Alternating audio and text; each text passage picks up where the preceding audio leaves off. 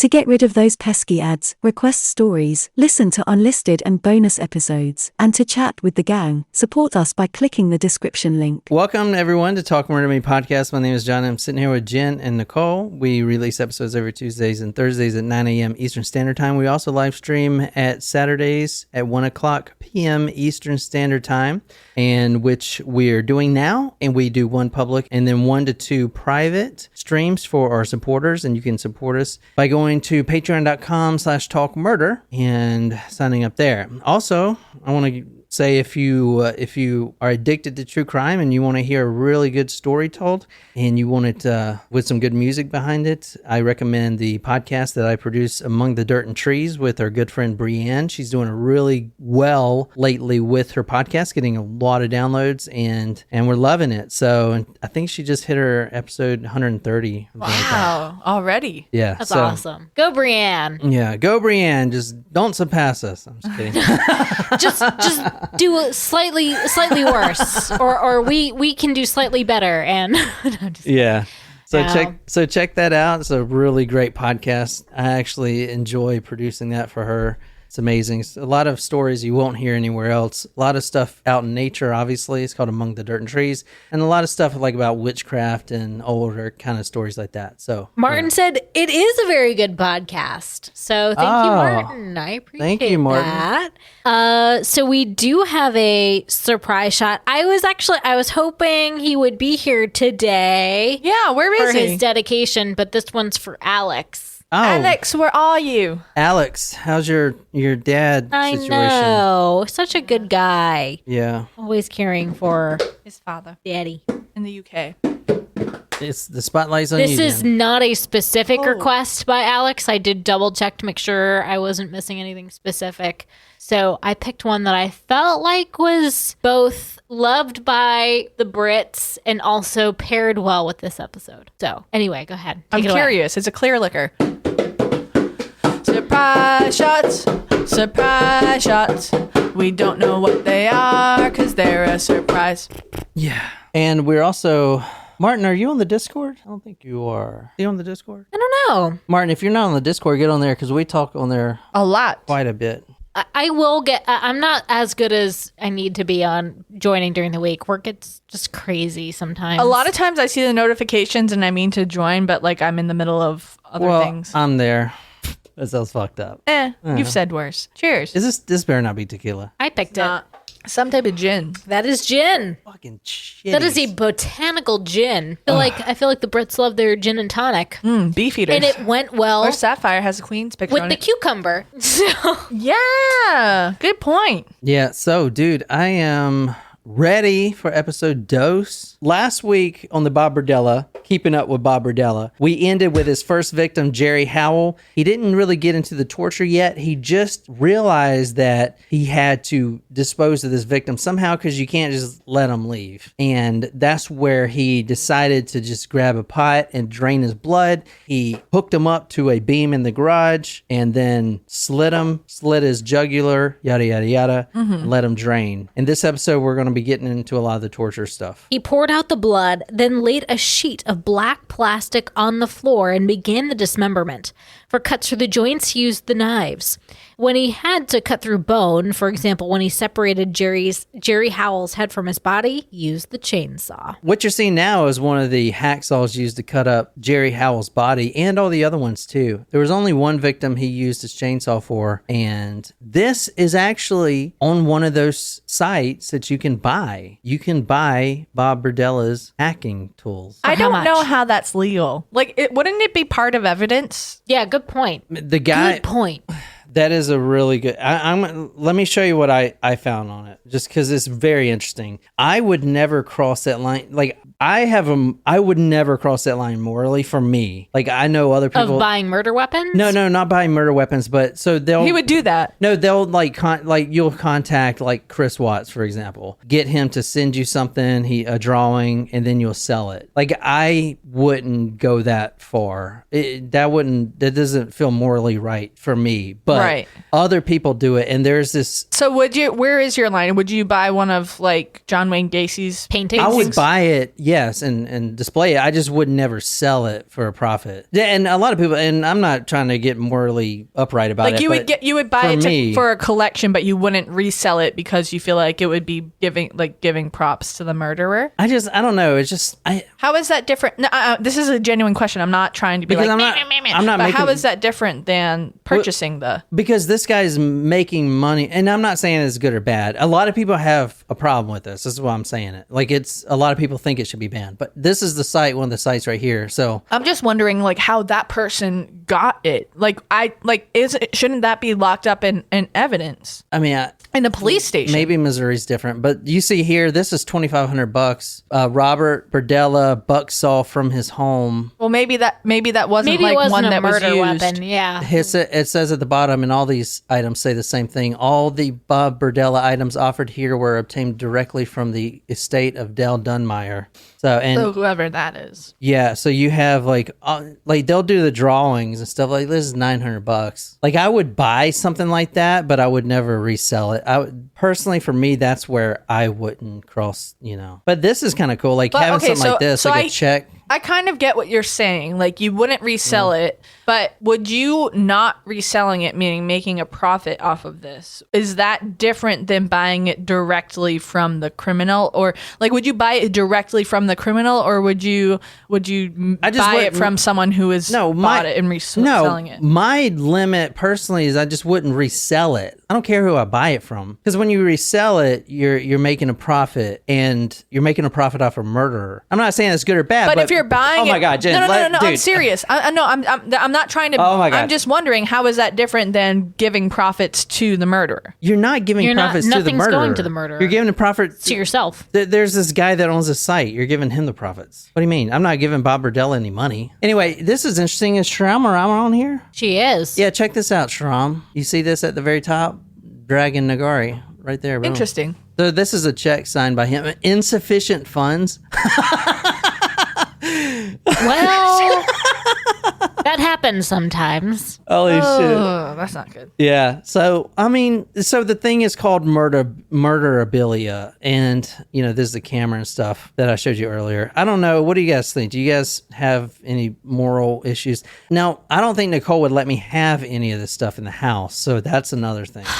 I mean, yeah. But I do have a hat from Ed Gein that I wear all the time. Well, yeah, from the town. From the town of Plainville, Wisconsin, yeah. Sorry to get off on a tangent. You guys still with me? I wasn't trying to pick a fight. I was just in like genuinely curious. I mean, I buy a lot of horror stuff too. Yeah. And I know that's fiction, but yeah, I would probably, like, if I could get my hands on one of John Wayne Gacy's paintings, which I don't know if you guys know this, there was a wealthy guy that bought them all and burned them. I don't know if y'all heard that story or not. No, I didn't. Yeah. I mean, wasn't there a couple of years ago, wasn't there like a traveling showcase that had a bunch of murderabilia in Charleston? Yeah, where were we at? Wasn't it a comic book store that we were at, or a record store? You guys went to something that was like a dark magic something. Oh, you know what? I kind of want to take my mom to the Van Gogh thing while she's here. Oh, when's she coming? The day after your birthday, actually. Oh, okay. For a couple days. well, you know what I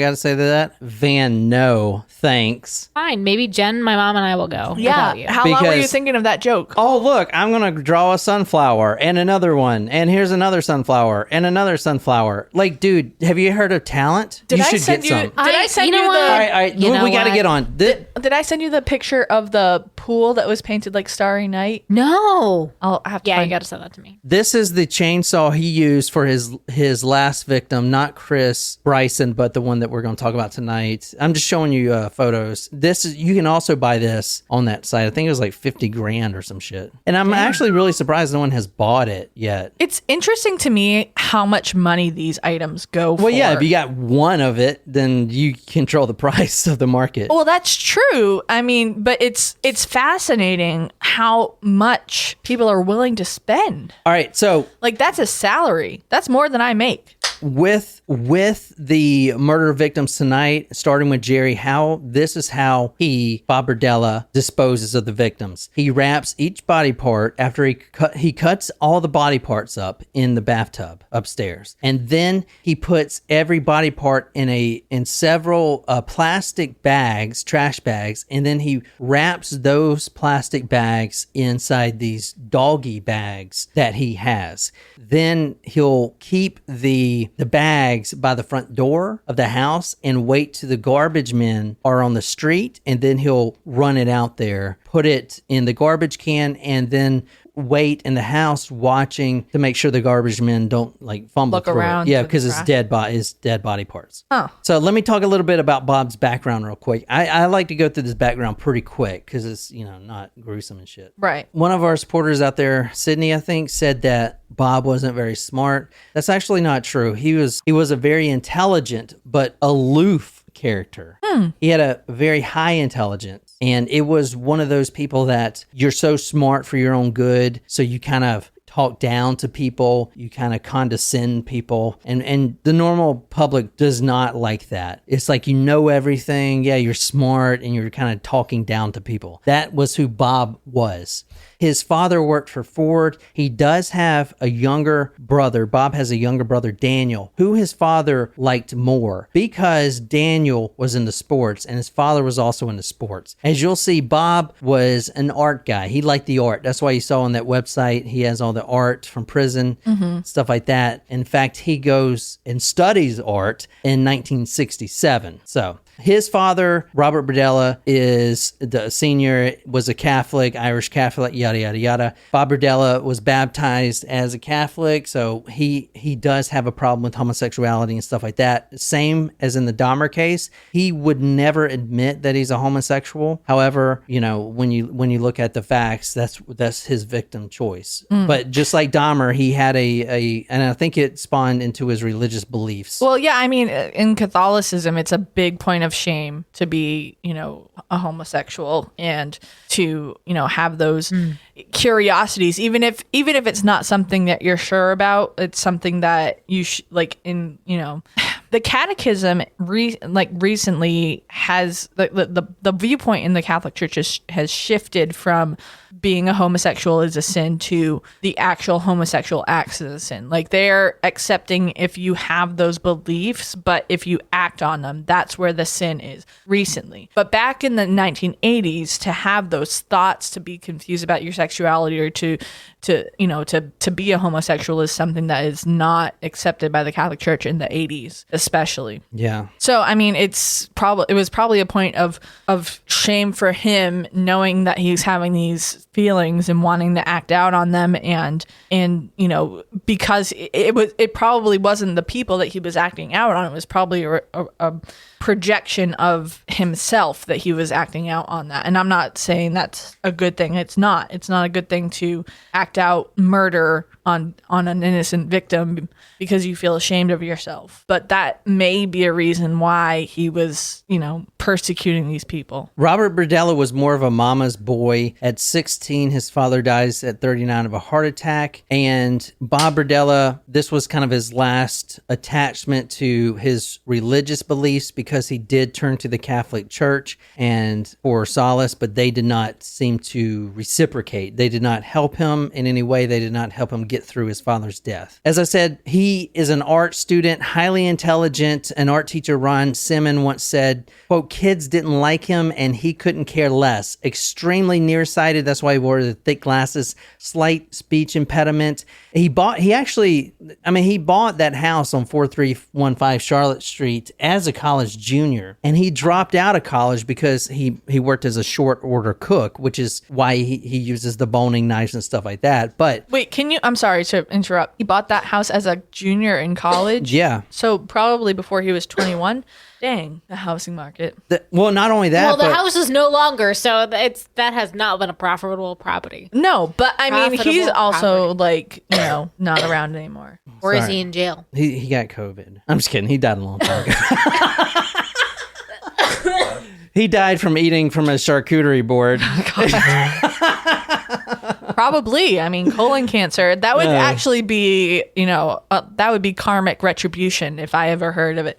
Any karmic retribution would be for Berdella, who would fart fuck someone and Don't say that word, yo. And then get colon cancer. That's karma. I'm gonna make Jen read all the fucking shit tonight. How about that? Go ahead. So Bob Berdella became a chef and a manager at several different restaurants, mostly a short order cook. He realized that he can make more money doing that than anything else. He wanted to be an art professor, but then he realized, I'm making more money as a short order cook, so I'll just drop out. He did buy a house and he became kind of a full-time chef. In the early 1970s is when he started collecting these weird, bizarro artifacts, human skulls, shrunken skulls, stuff like that. Anything he can find, especially from like the Middle East, the Egyptian culture, stuff like that, little statues or whatever. He would kind of collect stuff that was more like, bizarre. Bizarre, yeah. So, basically, thanks, Jen. You're welcome. That's Nicole. I'm Jen. No, I know. Good job. But she said you're welcome. So basically any arcane artifacts that he can find, he had friends. He was very likable at first, but he's very rude. Very rude man. Like I said, he's very condescending if you're not on his intelligent level. I hate that. I hate condescending people. That's literally the worst. Like you could be like talk behind someone's back, but like that's one thing. But and that's cool. No, I'm not saying it's cool, but I think it's like worse to be condescending to someone's face. Really grinds your gears. Grinds my gears. It does. Like I really every day want to punch that person in the face. That sucks. Like I really do. I know it's so bad, but I cannot stand condescending people. Like you're not better than me. You're not better than anyone else. You are human. So stop being fucking rude. This is how weird this guy is. In art school, he sets up. No one understood his sense of humor. And this is what I mean. In art school, he set up this weird experiment for a grade. This was like a project. This is fucked. He made this maze. It's about the size of this room, per se. Like a maze you walk through. Cardboard, stuff like that. And he gave the people walking through the maze, when you come up to the maze entrance, he would give you a baby chick, a live baby chicken, like a little baby. Little baby. And just eat it like a chicken nugget. God, that's terrible. Is that where the idea of chicken nuggets came from? Anyway, he gave anyone entering the maze, his fellow students, this baby chicken. They would walk through the maze, and the maze was pretty easy. Once they reached the very end of the maze, there was a TV screen in front of them, and they were like, what is this? On loop on this TV screen was a baby chicken being blown up. So he had attached fireworks, whatever, to this baby chicken. Now, what do you think the point of that is? I don't know, but I don't like it. Bob set up a small maze, gave the people entering a baby chicken completed maze, a video of a chicken being blown up. Many times the person holding the baby chick would involuntarily squeeze the chick to death. He gave everyone entering the maze a baby chicken. When they completed the maze, there was a video of a chicken getting blown up. That would involuntarily, you see that and you're like, ah! You're involuntarily squeezing your hand, which contains the baby chick. No! So you're killing the chick that he gave you. Why would he do that? What do you mean? I mean, he's a fucking psychopath. Yeah, I mean, but like that's terrible. All right, we're going to run through real quick the previous arrest, and then we're getting right into the butt fucking. Which is what you guys want. Okay. All right. He had already been interviewed previous times before his final arrest for 2 of the missing cases. So they were watching him and questioning him, but they just could not prove anything. One detective informally said and this book is from a detective, or from the sergeant at the case. He said the following, informally, not on record. Quote, there was a standing order to fuck with Bob Berdella whenever possible. So, yeah, this is before the Chris Bryson. All right. So arrested 3 months later, he was arrested for all kinds of stuff, mostly with drugs. He was a petty drug dealer, but he did have the best type of drugs. He had animal tranquilizers, which a lot of the cases, the druggies would come to his house specifically to get injected, which is weird. They would want to get injected with animal tranquilizers. So he would inject these people because they consented to being injected with animal tranquilizers, and then while they were passed out, he would do stuff to them? But yes, Yes. Now, not all the time, but yes, that's what it was, basically. And they wouldn't even know because they were unconscious. Yeah, exactly. So it's a win-win for him because he's making money and getting some. Would that be a win-win for you, Jen? All right, so this is some of the journal entries right here. This is kind of crazy. So, and this is, we're going to go over who this is from, but I just wanted to show you an overview of the journal here. So it says stuff like photo, close off, no react, Fing F, 950 Fing F, which is finger fucking, 1/2 cc of ket, which is... Ketamine? There you go, ketamine. Special K? Yeah, special K. In the arm, no react. So he's journaling all this. 1015 BF, which is... Fuck. Best friend. Oh, right. I'm just kidding. I forgot. Boyfriend. Boyfriend. 1015 butt fuck, no reaction. So obviously the guy is out. 1030 tight arms. Read 1050, Jen, since you're, what does that say? 1050 right here. Carrot fuck. Slight resistance. 1.5 cc CPNK. CP is the Chloroform? No, it's some animal tranquilizer. But yeah, so let me tell you. He was fucking people with carrots? Let me tell you. All right, we're going to At go. least he wasn't chopping their fingers off. I'm going to show you my... I don't know whether to clench my hands or my butt. I'm going to show you. Both. I'm gonna Close show all you, your holes and clench your fists. I'm gonna show you my notes real quick. So test need. This is from his journal. Means needle. Well, actually, don't look. I'm gonna quiz you. No. All right. So beefy BF means butt fuck. What is? It doesn't mean beefy? What Because is- like a burger sounds actually really good right now. All right. What does CUC space R mean? I don't know. It means cucumber rape. Ew.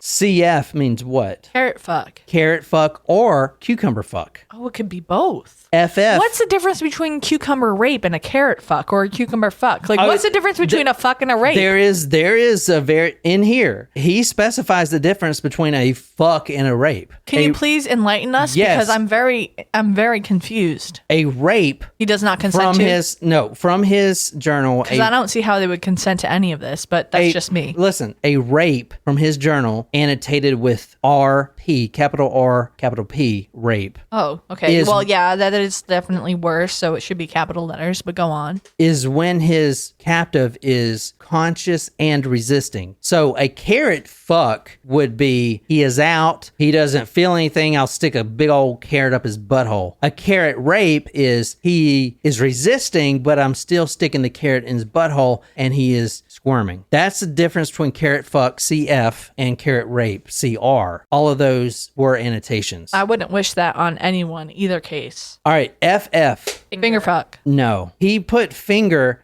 fuck is FING space F. FF, you want me to tell you what it is? Yeah. FF is either fist fuck or front fuck, which means front fuck is like dry humping friction fuck. I thought I thought FRT was front.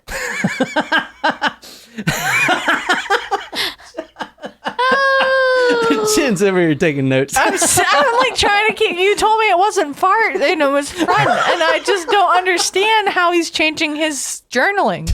So wait. So front fuck could be FF. Let's just say it's fist fuck. Most of the time, it's fist fuck. No, I don't know. Which means a fist in the it's boots. a one-way street. It's not. No. And in fact, at least one person died of a fist fuck. a fist fuck. The internal wall in the what do you call it? The bowels bleed.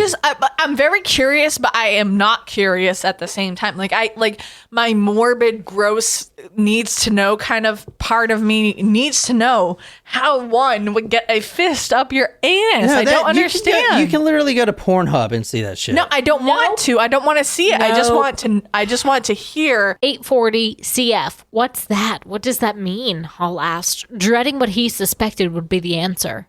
I believe at the time that was a carrot fuck. Berdella said. Can you tell us what you mean by a carrot fuck? Hall asked. Though he had absolutely no desire to hear the explanation, he wanted everything explained. And this was one of the more sickening acts depicted in Berdella's photo collection. I used the carrot to sodomize the anus. That's what he said. Jen. All right. We got to get this Chris Bryson thing out the way. Yeah. Okay. Because I said we would do that. So I'm going to run through that and then we're going to get to some serious BF. Oh. Bryson was the last victim, although he escaped. So he was in the throes of getting it all mapped out. Luckily for him, he got out within 5 days. But since then, he had a routine. Bob Berdella developed a routine for his captives, and he would call them captives. The routine for Bryson was as follows. Bob Berdella, when he wakes up, he would rape Chris, and then once again at night before sleep. Bob Berdella worked at a shop in the flea market, the Bob's Bazaar. Usually, and he didn't have set hours. Sometimes 11 a.m. to 5, sometimes 1 p.m. to 3. A lot of the days he didn't make any money at all. He had no customers and he wasn't making a lot. So I'm guessing he marked up some things and made 1 or 2 sales during the week. Well, yeah, I feel like his shop would only attract a specific clientele. Yeah, but a lot of times he just wasn't making any money. So he had a lot of time to sodomize. Bob Berdella placed Chris on his back in the morning. He tied his hands and feet together and then tied dog collar to the bedpost and his feet to the bottom of the bedpost. He usually put a washcloth in Chris's mouth and then the leash is tethered to the top of the bedpost. He would turn on the TV so Chris couldn't hear anything. And this is one of the things that I found very interesting that he did that was innovative. Bob Berdella took some caulk and then caulked in the ears so the victim couldn't hear anything. This wasn't necessarily painful, but it was more or less so they couldn't hear what was going on. They couldn't hear Bob coming in and out. They couldn't get his routine. But that's still not okay. Yeah, but that's is very innovative. I've never seen anyone do that. Me either. And I would not recommend. 0 out of 10 stars. At this point, Chris would receive regular shock treatments and enemas. Bob would take care of the victim, or of Chris, his captive, by giving him a routine enema. And this is so things would get cleaned out. And this is actually the enema device right here. And you can also buy this. I mean, if you want something that was shoved up someone's asshole, you can buy this. Like, what the fuck? Oh, no. I mean, what the fuck? Who buys this shit? Hopefully not you. I mean, this is the thing that was shoved up people's shooters. Again, how is this not... like, seriously, though, how is this not in evidence? Dude, don't ask me. I mean, this is the evidence fucking folder right here, bro. That's the evidence folder. So why was it...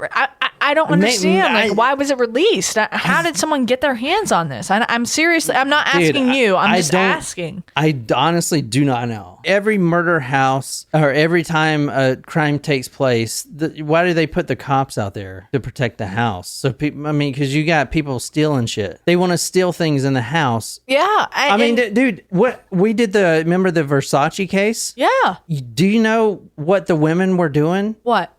Specifically the women. When Gianni Versace got shot, he got shot right in front of his gate of his palace. Right. In Miami. Yep. When the cops were there were women and men probably, but I know definitely women got caught with this. They would take handkerchiefs and run up to the crime scene and swap it in the blood. Now they have Versace's blood on the handkerchief. Yeah. And we covered that. So it's the same thing. Yeah. It's the same thing with Ed Gein. You know, now I said I wouldn't cross the line, but I would if it was a murder that happened hundreds of years ago. Let's say the Bloody Benders. If I could get like their saw or something, that would be cool. I mean, this was like 1860s. I still would. Okay. Anyway, all right, let's move on. All right, moving But on. that's Sorry. okay, yeah. All right. So, yeah, anyway, At the time, he got regular shock treatments and injections of drain cleaner to the vocal cords, as we talked about. He also got enemas. Chris actually had to ask permission to speak, and one victim we're going to talk about did comply completely, as Bob wanted. He would be led from room to room with the leash, just like a dog.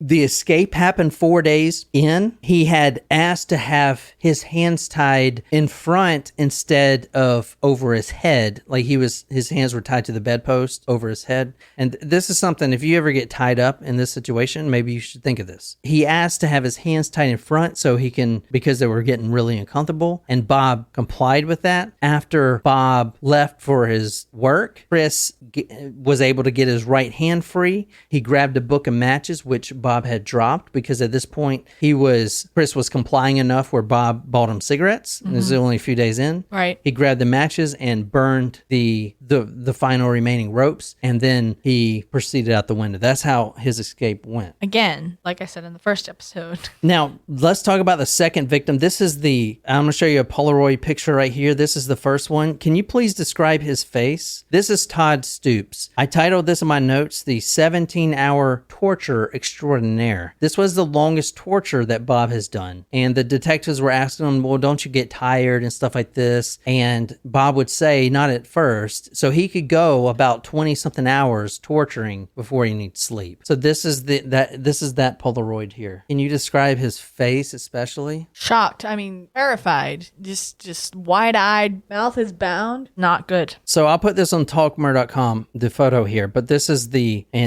from the Kansas City Police Department. Todd Stoops receiving a 7,700 volt jolt of electricity from Berdella. You see his hands are tied behind his back and intertwined with a metal pole. So they were kind of tied around that. You see the voltage clamps, which are the alligator clips. One is in his right arm. You see he's got something in his mouth like a gag, and his face, especially if you look at his eyes, it is just it's horrible to look at. He is in clear shock, and his eyes kind of tell it all. You see there, right there, his eyes. Mm-hmm. I think that's very interesting to look at. So this is one of the few Polaroids that they actually released. I think it's very interesting. You see the pain and the just confusion that he's going through. Pretty nuts, eh? Mm-hmm. Crazy.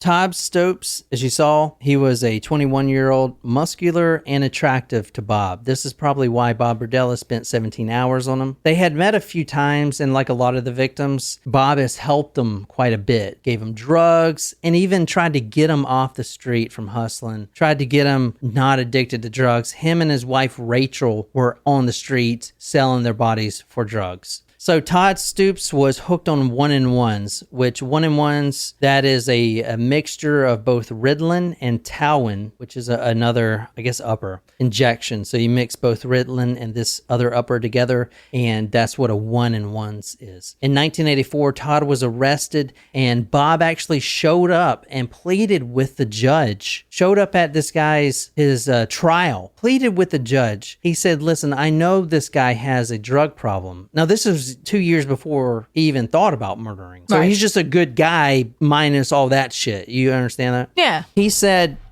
said he would assign himself as a probation supervisor, and they actually signed Bob Berdella, well, to them, from what the report says, quote, Dr. Berdella, to be his probation supervisor. So he lied and said he was a doctor, right? 2 years went by, and after that is the next time Berdella actually saw Todd, and he was right back out there hustling. He was a chicken hawk. June 17th, 1986, he gets into Bob's car and, quote, this is what Bob says right here. I'm going to read this. This is his exact words to the detective, because he ended up confessing all these. Right. Quote, Todd died because at one point I fist fucked him, rupturing the anal wall, and between the loss of blood and infections that set in, he died of not getting proper treatment. This was a 17-hour torture session. He picked him up on the 17th at 11:30 p.m. He was hustling. At 5:20 p.m., the first journal entry was made, and it says ket, which is ketamine, and then sodomies. At 7 p.m., he snapped the first photo, and he said his eyes were, quote, fixed. At 7:40, he did something that was also very innovative that I found very interesting. Do you know how before he took the transformer? And if you want to shock someone with the transformer, you got to do what? You got to put these alligator clips on them, correct? Wherever. You put them wherever, but you clip them to them. However, if you want to, quote, move that paint around, is what Berdella said, you would have to then turn off the the transformer machine, remove said clips, and then reposition them. However, if you wanted to move that paint around, how would you circumvent that? What he did, and since he's a chef, he had access to this, and anyone has access to this really, but he took 2 spatulas. And you know how you were saying earlier about the, what do you call the jumper cables? Clear. Oh, the defibrillator. Defibrillator. He hooks the cables, alligator clips, up to these metal spatulas, the cooking spatulas. Yeah. And he used the ends, the flat ends, as a defibrillator-ish. Now he can not have to worry about turning the machine off and shocking himself, but just move around different parts of the body. Well, I mean, he would have to hook it to something that had a rubber conductor so that he wouldn't shock himself when he touched the metal. When you say to the eyes, Hall started, but Berdella cut in.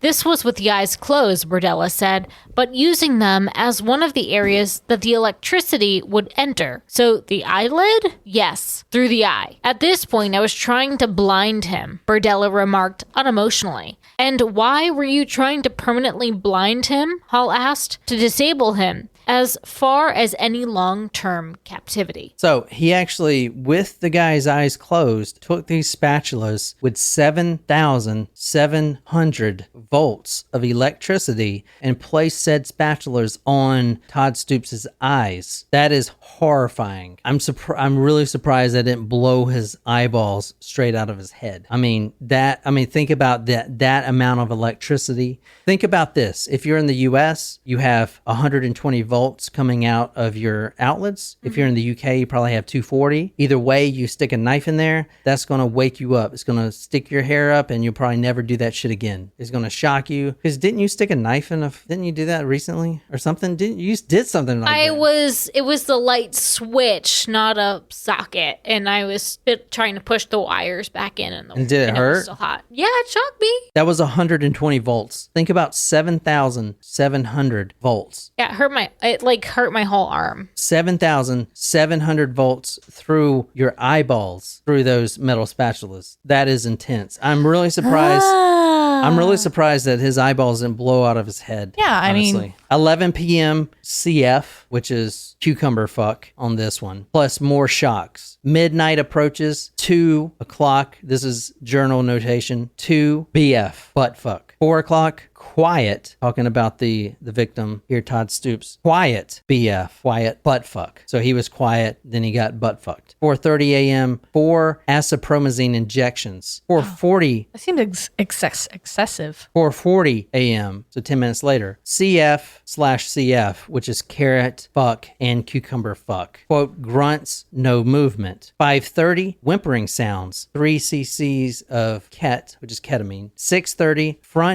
overhead fuck, no reaction. Front overhead fuck? Front overhead fuck, yes. That's very interesting. What does that even you just mean? asked that. The Polaroids were of him sodomizing and doing this to the victims. And what is also interesting is some of his body parts made it into those Polaroids, like his stomach and his knee or whatever. So, but you can't tell it's him specifically. I mean, you can, but the detectives had to recreate these images with Bob. So they had to have Bob sit in these weird positions, and like the detective would put his finger out like it was a carrot, and Bob would like wrap his fist around the carrot finger, and they would recreate these photos. This is one of those weird true crime facts that is just out there. I don't like that. Anyway, one notation had the following, quote, anal bleed, which was after FF, which is... Front fuck. No, not front Finger. fuck. No, not the finger fuck is FINGF. FF is... Fist. Fist fuck. Fist fuck. Anal bleeding fist fuck.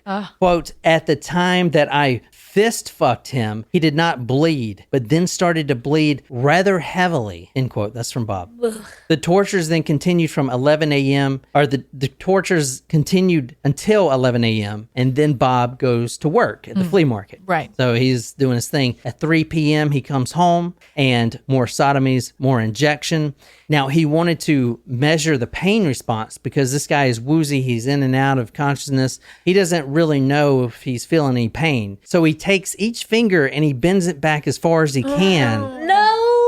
As far as he can. No. and he measures the pain response. Oh! So you have both carrots and finger abuse in this episode, and I don't like either of them, especially because carrots I usually associate with fingers. I don't like it. I don't like any of it. Ugh. If y'all want me to do one more episode with more of the tortures, he did come up with a few more things. I didn't see where he did it, Todd Stoops, because this is the second victim, but if we do another one of these, we'll talk about what he calls his acupuncture techniques, and specifically anal acupuncture and some other places where he would put some needles. Anyway, nearly 2 weeks went by, and let me show you the picture kind of before again. So you guys saw this picture. Yep. He's skinny, right, Jen? Pretty skinny. Yeah. Guy. Yeah. Look at this picture, and let's see what he looks like 2 weeks later. This is what he looked like 2 weeks later.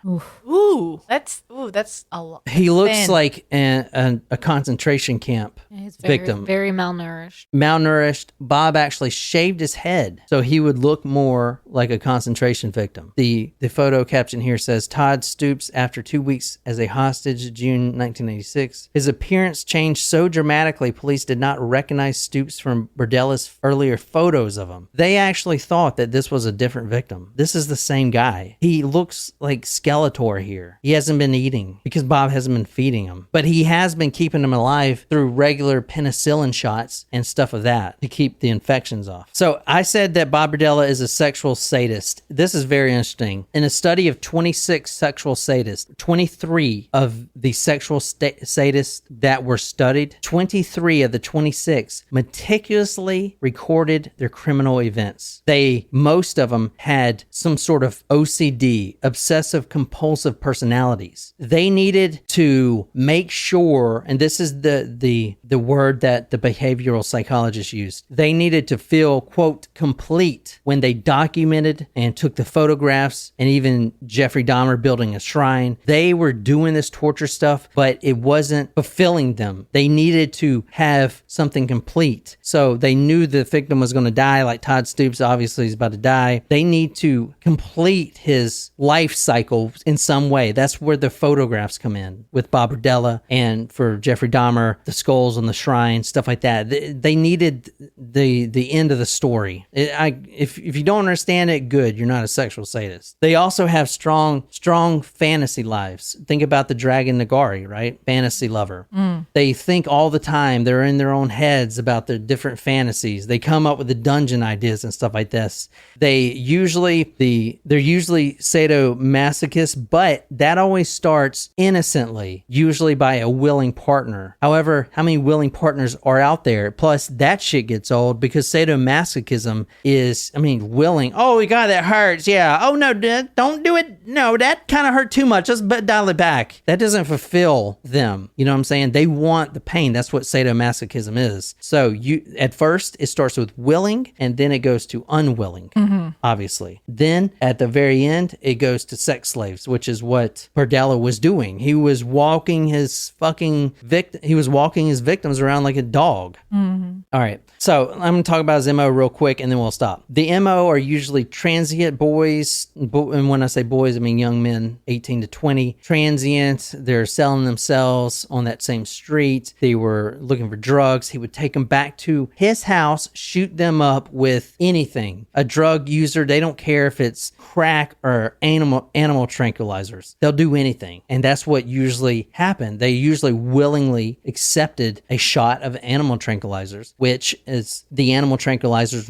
were received by Bob by his vet. He has 3 chow chows. So, and I guess they're rowdy. So he got all these animal tranquilizers. Aren't chow chows the dogs that have black tongues? I think so, yeah. That's so weird. If you want to read number 10, he had plenty of roommate boarders to pay for his lifestyle because his bazaar wasn't really working that well. So this is from one of the survivors. Bob shot me up in Paul with these 2 drugs, and the drugs rendered me totally helpless. I could see what was going on, but was unable to move or speak. I can't say whether or not Bob had sex with me while the 3 of us were on the bed because I was totally out of it. You see, they don't even know if they had sex or not. Another 19-year-old DJ Blankenship said he was struck with the tranquilizer. Quote, that's all I can remember from that night is the initial stick. I passed out from the downer. A few months later, DJ Blankenship runs into Bob again. Quote, he started talking about bondage. He asked me how I felt about it, and I told him I didn't like it. He got pissed off and started to use force. That's when he tied up my hands. He tied up my left hand first and then rolled me over and tied up my right hand to the head of the bed. This is before he had the kill. So he's starting with willing partners, and this is the transition between willing and unwilling. And once you pass that barrier of, okay, you're unwilling, but I went too far. I rubbed fucking bleach in your eyes. Shit. Like, I can't let you go. That's his dilemma at this point. He did like thin, white-haired 20-year-old boys from a broken home, no job, no ambition, living day to day and bisexual. So, this is a quote from the book. The detective says, but anger towards all of these young men? Bob says, that's correct. And the detective says, you thought these young men were using you. Yes, and that was your way of getting back at them. And he says, or being able to recast myself in a role that would allow me to deal with the reality that I was going through. Possibly the way I handled situations prior to this. I saw myself in a weak state. This was a way where I was no longer weak and helpless. So a lot of these guys, he would help. He would try to help get off the street. He would, as an adult, he would take in these young boys and get them back into a better life. And then it transitioned to this. So I don't know, we actually got to stop there because we got to go meet my parents. But for you guys, I hope you liked that one. I'm going to do one more with more of the torture and stuff. We got to cap it off. But I hope you guys like that. Anyway, I hope you guys like that. Tune in one more episode on Bob Berdella, and then I'm done with him. I'm going to move on to bigger and better things. But until next time, my name is John, sitting here with Jen and Nicole. Good night, you lovely, lovely people.